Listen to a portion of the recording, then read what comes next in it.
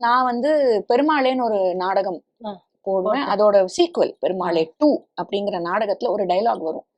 பெருமாள் திருப்பதி பெருமாள் வச்சுதான் அந்த கதையே. நான் ஒரு லாயர், நான் ஆக்சுவலா அவருக்கு ஆப்போசிட்டா பேசுற ஒரு லாயர். அப்ப அது ஒரு டைலாக் வரும். அதாவது என் பையனா என்னுடைய பார்ட்னர் சுரேஷ்வர் நடிப்பாரு. அவர் சொல்லுவாரு, திருப்பதிக்கெல்லாம் எங்க அம்மா போனாங்கன்னா 10 நிமிஷம் பாஸ் வாங்காம விஐபி தர்ஷனம் பார்த்துட்டு வந்துருவாங்க, எங்க அம்மாக்கெல்லாம் கியூவே கிடையாதுன்னு வரு. இப்போ பெருமாள் சொல்லுவார், உங்க அம்மா பாப்பா நான் பார்க்கணுமே, இந்த மாதிரி 10 நிமிஷத்துல பாஸ் இல்லாம வரவங்களெல்லாம் பாக்குறது இல்ல, அப்பதான் நான் ரெஸ்ட் எடுத்துப்பேன்.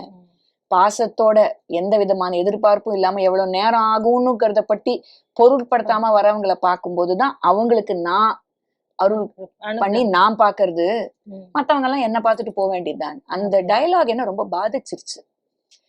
அது என்னைக்கு அந்த டிராமா நான் நடிக்க ஆரம்பிச்சேன்னா அன்னில இருந்து இன்னி வரைக்கும் நான் ஒரு கோயிலுக்கு போனேன்னா தெரிஞ்சவங்க யாருக்கோ இல்ல ஹெச்ஆர்என்சில தெரிஞ்சவங்க யாருக்காவதோ இல்ல குருக்கள் யாருக்காவதோ எல்லாம் நான் போன் பண்றதை நிறுத்தியாச்சு.